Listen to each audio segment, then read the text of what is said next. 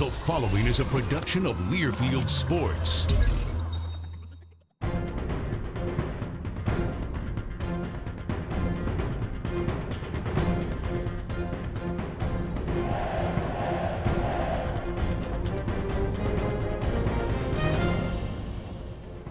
The Badger Hockey Digest, presented by Charter Communications.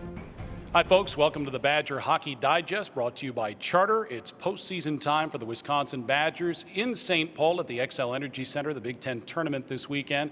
I'm Brian Posick, the radio voice for Wisconsin Hockey. Head coach Mike Eaves is with us. And Mike, before we get to Big Ten tournament play, you wrap up the regular season with 22 victories overall. You win 13 in the league. You're coming off a split last weekend against Michigan State, where you bounced back after an overtime loss on Friday, scored 4 goals in the first period and held up, and you got some key contributions all weekend long from some secondary scoring that you were looking for.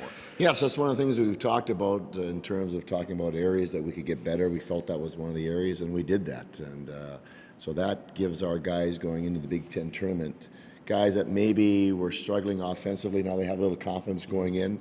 And that's when you get to tournament time, whether it's the national tournament or your league tournament, offense is always something that comes that's a premium. Yeah. And you want to have guys having that confidence, and we got those contributions this past weekend, and that will bode well for us as we move into St. Paul. Yeah, on Saturday, Nick Cardilla scored the first goal of the game. He's been red hot and the top player in the league in points per game. Sean Little had a beautiful goal. Grant Bessie sniped one as well. And then there's Gavin Hartzog in his season debut, a senior playing defense for the first time as a collegiate player, scores a goal, and boy, the grins were ear to ear on the bench. That was fantastic. Well, the bench erupted, and it was something that was very special for the guys because they know how hard he works on an everyday basis and every week basis, and really without the injury to Jake McCabe, I don't know that he would have been able to play.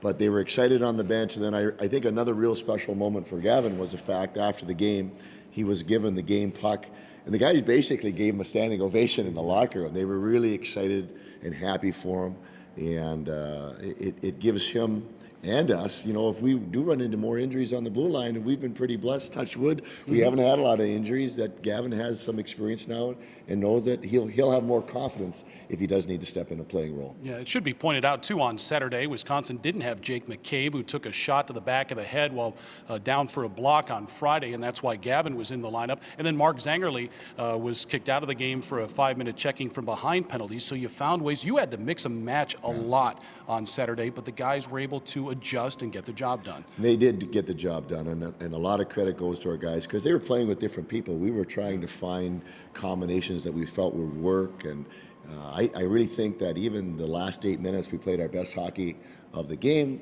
other than the first period when we scored those goals, when we needed to, when it was on the line.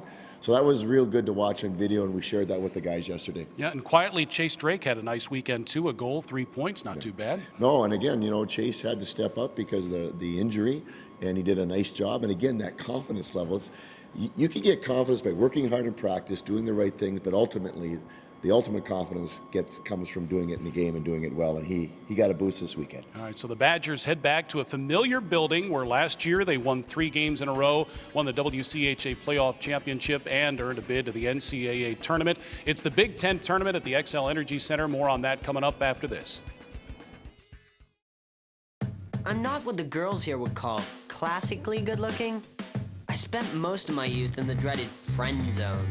That all changed when my folks got Charter TV. I discovered tons of chick flicks in HD and on demand, and learned all the secrets to romancing the high school girl. Now in a school full of boys, I'm the man. I'm the man. Get Charter TV starting at $29.99 per month. Charter, make way for more. This is Andrew Zielsdorf. He plays hockey. This is leukemia. It's bad business. This is Andrew's oncology team. They love Andrew. They don't like leukemia. And thanks to them, Andrew is now cancer-free. Booyah. They are the world-renowned physicians, scientists, and nurses at the American Family Children's Hospital, pioneers in pediatric cancer care. UW Health. Remarkable. Wisconsin plays Friday afternoon in the semifinals of the Big Ten tournament against either Michigan or Penn State. And before we talk about the tournament, let's talk about the inaugural Big Ten season. I know there was a question asked of you on Monday. What was the competition level like in the Big Ten? I think they were referring to the WCHA, the league Wisconsin played in for so long. Well, I'd have to say it was very good competition. I found it an interesting question.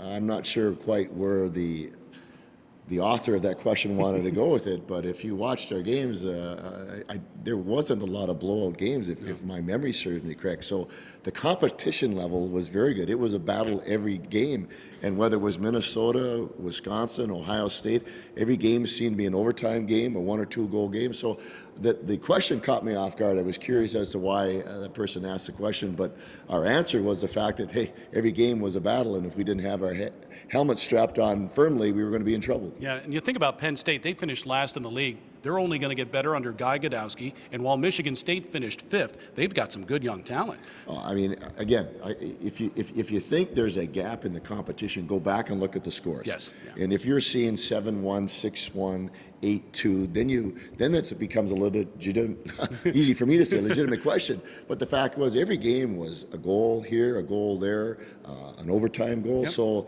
the competition factor was way up. And I think it was well received among fans too. Just look at the attendance that we had here at the Kohl Center and on the road as well. Well, that was the point to which we spoke right away, is the fact that I think our people here on campus relished in the Big Ten schools. They identify with them. They might not know a lot about hockey, but the fact they know the schools drew them out, and it was really fun to come to the Kohl Center with over 15,000. It's a thrill for our kids to play in front of. Yeah, and I know you and I both are interested to see what the fan turnout will be like at the inaugural Big Ten tournament at the X. Yeah. It's a beautiful building, maybe the best in the country as far as hockey's concerned. WCHA playoffs always had great crowds. Yeah. We're going to find out together. Yes, we will. And the interesting fact is that we don't have as many Minnesota schools in the Big Ten. Mm-hmm. That was a natural draw when we would go there and play for the WCHA. But Minnesota's there. Wisconsin travels well. We'll find out if the other schools travel well and see what kind of attendance we get. All right. Again, the Badgers with 22 wins. Do you like the way your team is playing, where you're at right now heading into the postseason? I think the little glitch on the screen right now has been our penalty killing, and the goals have been of different variety. It hasn't been one hole that we've found, but I think maybe we got that out of our system now. We got our secondary scoring. Rumps is playing well. Our power play is contributing. So we're healthy right now. Mm-hmm. So I like a lot of the things and we like a lot of things the way things are going right now. So we feel like we're in a good position going into the tourney. Yeah, and also there's a potential for 6 more games this season. You'd like to play all 6, wouldn't you? No, that's our season. I mean, 4 more weekends. And I know talking with Coach Johnson, they want to practice next week. So do we. We want to keep that going. And this is really the fun part of the year, because the weather the days get longer. Right. Hopefully it'll start to get warmer, and that means playoff hockey. Yep. So guys are looking forward to it. Yeah, and good luck to the Wisconsin women at the NCAA Frozen Four. One more thing too, Wisconsin had 6 players named all Big Ten, 3 first-teamers, Mark Zangerle, Michael Mersch, and Jake McCabe, 3 second-teamers, Nick Kurdilis, Frankie Simonelli, and Joel Rumpel. Honestly, all 6 could have been first-teamers. I think so. I mean, we see them every day. Yeah. They are terrific young men, terrific young hockey players, and very deserving of the awards. All right. Well, the Badgers will play Friday afternoon, again against Michigan or Penn State, a 2 o'clock face-off. The championship game Saturday at 7 o'clock. The Big Ten Network, BTN, will have wall-to-wall coverage starting on Thursday, and you can listen to the Badger games with Mike Cernelia and me on the Badger Sports Network. Hope you'll join us. Also, if you're heading to St. Paul for the Big Ten tournament, there's a Badger fan headquarters at Patrick McGovern's, about a block from the X. So head on over 11:30 to 1:30 on Friday and get yourself ready for the Badgers Big Ten semifinal game. Good luck, okay? Thanks, Brian. Sure, that's Badgers head coach Mike Eaves. I'm Brian Posick. Thanks for watching the Badger Hockey Digest.